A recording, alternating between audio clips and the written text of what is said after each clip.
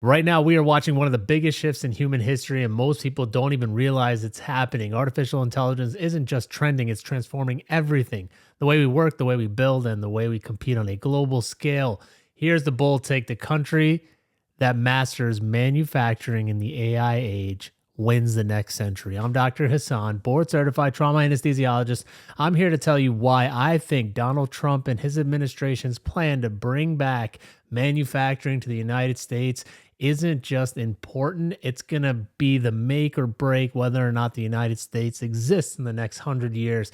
Let's get into it. Think about it. AI is a new electricity, but it's not magic. It needs hardware, sensors, machines, chips, and factories. You can't dominate AI without dominating what builds AI. All those language models, autonomous vehicles, robotic arms, they rely on physical infrastructure, not just code. And here's where it gets interesting.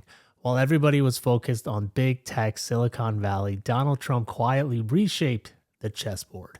What do I mean? Donald Trump's push to bring manufacturing back to America, what some called economic nationalism, now looks like a strategic foresight. We call it reshoring instead of outsourcing factories to China or Vietnam. The idea is build it here, employ Americans, and secure our supply chain. At first, critics said it was old school thinking, that manufacturing was dead, but now the world is just realizing having local control over production isn't just patriotic, it's powerful. Also think about it, AI is going to be a thing in the next 5 years, 10 years, 20 years, or 50 years.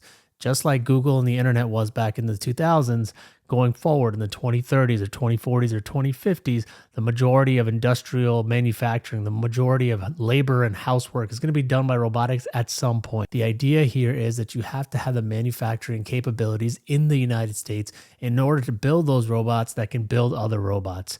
What do I mean by that? Well, if you have robots that can do the majority of the legwork, whether it's building military armament or just building cars, trucks, roads, airports, moving heavy equipment, or building, anything inside of a factory, if you can decrease the amount of human force, human labor that you need, you can actually exponentially grow your economy, nation safety, and the future of your country. Recently, BlackRock's CEO was overseas talking to a bunch of investors in different countries with declining populations. He made it a point to actually emphasize that those countries that have decreasing populations will adapt AI and robotics more readily than countries that have increasing populations. This puts the United States in a paradigm. We have an increasing population, we have immigration, but going forward at some point, I don't know when, maybe 5 years, maybe 10 years, maybe 20 years down the road, robotics are going to take over a lot of the manual labor, whether it's working in farms, in factories, or just paving our streets. A lot of it's going to be robotic. They might need human oversight, but a lot of it's going to be robotic. Countries that have large populations and growing populations are going to feel resistance, and it's normal. Human beings are not going to want to give up their jobs. Human beings are not going to want to give up their purpose. The idea here is that the countries like China, like Japan, like other countries out there that have decreasing populations, they're going to more readily adopt robotics, and that will allow them to get a 5, 10, 15-year head start into the future. And what that means is more than likely those countries will be in a better position to become the superpowers of the next 10, 20, 40, 100 years. As AI and robotics evolve, factories won't look like smokestacks from the 1950s. They'll be ultra automated, ultra efficient, and data driven. Data is the new oil. The country with the best infrastructure and domestic production will lead the AI arms race. China knows this, Europe is catching on, and America, we're finally starting to build again. Intel fabs in Ohio, EV plants in Georgia, chip manufacturing in Arizona. And it all traces back to the spark, Trump lit, reminding us that the control over production is a national security. In the next 10 to 20 years, we'll see a merge between digital and physical tech. AI will run our energy grids, robotics will assemble our homes, automation will power agriculture, defense, and medicine, and the nation that can build fast, build smart, and build secure, those are the ones that will thrive.